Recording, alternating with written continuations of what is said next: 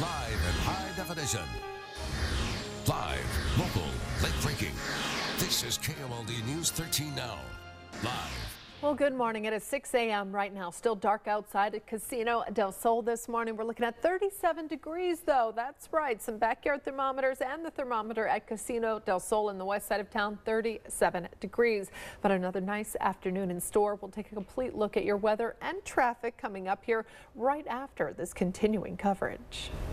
Well, Aaron, thank you. Good Thursday morning to you. Thanks so much for watching KOLD. I'm Mark Stein. And I'm Emily Turner. This morning, we're just 3 months away from it being 2 years since Isabella Celis went missing. It's hard to even believe. Yeah, police are now back in that neighborhood looking for more answers and, of course, hoping to find little Isabel. It's the most activity we've seen there in months. KOLD News 13's Kevin Adger joining us live in the neighborhood this morning with more on this new search effort. Good morning, Kevin. Good morning, Mark. Good morning, Emily. Things are pretty quiet at this point, but that search effort ended around 9 o'clock last night. You had Tucson police officers in this neighborhood around the Celis home in this area near Broadway and Craycroft. Tucson police will continue this investigation with investigators and officers later this morning. TPD says they will be visiting 350 to 400 homes near the Celis house. Extra officers will be canvassing some of the same homes they visited when Isabel went missing. Tucson police want to stress that there wasn't any new leads or tips that led to them to set up their presence or step up their presence. Police say they just want to make sure they have exhausted all efforts in this ongoing case.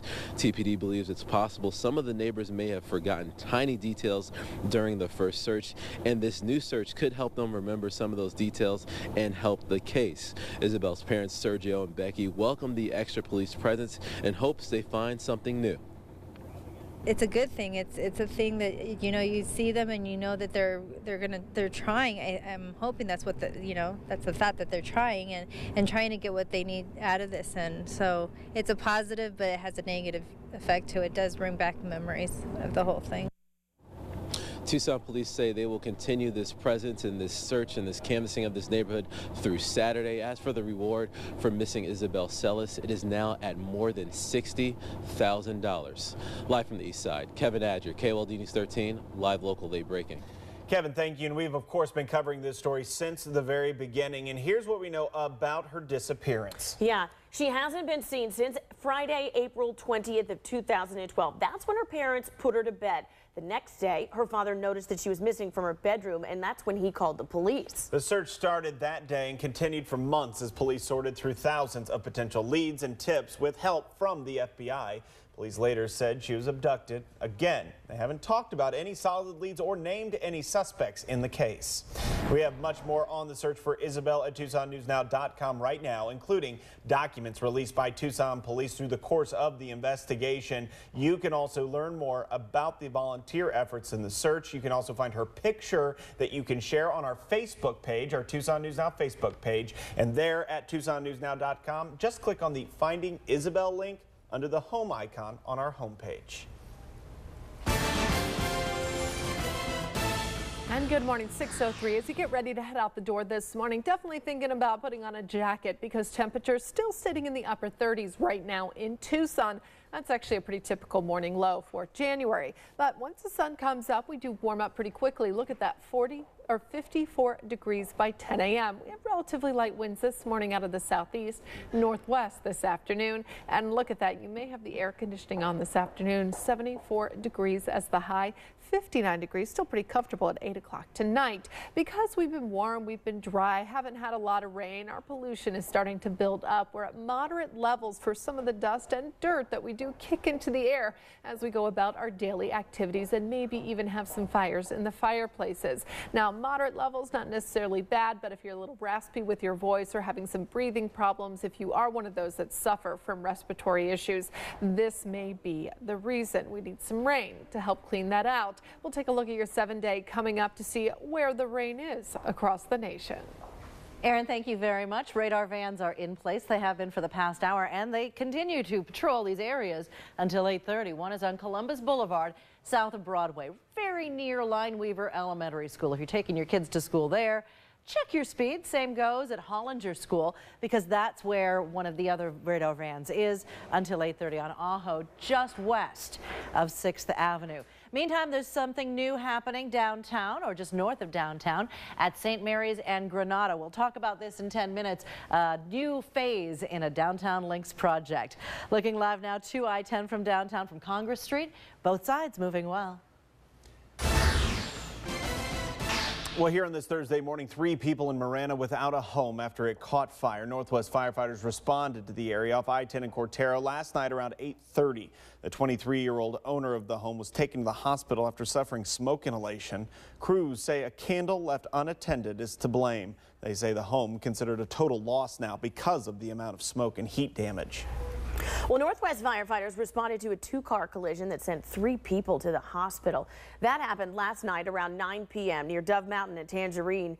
Crews say one of the vehicles caught fire with an elderly couple inside. You're looking at that car right there. We're told the 70-year-old man passenger is in serious condition and the female driver is in stable condition this morning. The 20-year-old woman who was behind the wheel of the other car suffered only minor injuries. The cause of that crash right now is unknown. Also in Marana, about an hour after that collision, Northwest firefighters responded to a vehicle rollover near I-10 and the Twin Peaks exit. Crews say the driver of the vehicle hit a sign and rolled several times. The driver suffered serious injuries and was taken to UAMC. You can look at just how badly that car was damaged.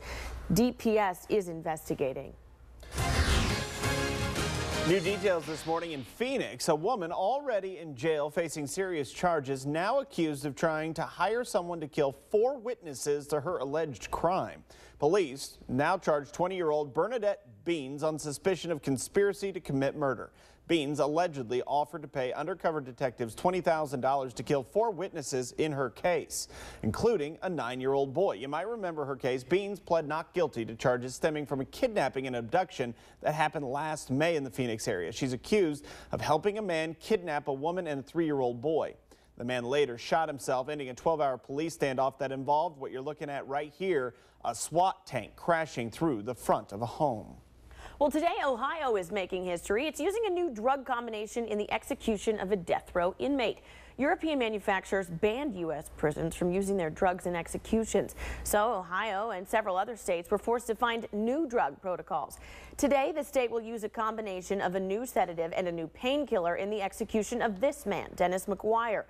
McGuire was convicted in 1994 of aggravated murder. 3 people dead after a gunman opened fire at a grocery store in Indiana. Police say a gunman entered that store between 10 and 10:30 last night and killed 2 women. One was an employee, the other a shopper. Officers arrived at that store while the shooter was still there, but they say it's unclear whether police fired the fatal shot or if the gunman shot himself. KOLD News 13, time now 6:08 here on your Thursday morning. The price of your favorite pie gonna probably be going up. Uh-oh. Just how much is that pizza gonna cost you? Plus, Starbucks fans, if you use their app to buy your morning cup of coffee, you could be putting yourself at risk, and Starbucks even knows about it. Uh-oh. Find out what's going on. Take a live look outside at a cloudy gray sky this morning in Chicago, Illinois. We're going to take a closer look at the snow hitting that part of the nation and our own temperatures here in southern Arizona. That's coming up next in your weather on the Ones. Up, attention food lovers, and specifically people who love this. Well, pizza. It's going to cost you more to snack on your favorite munchies now. The price of mozzarella cheese is rising, which means you'll have to spend 5 to 10% more on pizza. Also, avocado prices are also on the rise due to freezing temps in Florida. The good news, well, one snack is going down. That's the price of nachos. They're down about 5%. That's perfect, just in time for your Super Bowl party. Well, Walmart workers who participated in Black Friday protests in 2012 and were punished are now getting a voice. Federal labor officials filed a complaint against Walmart yesterday.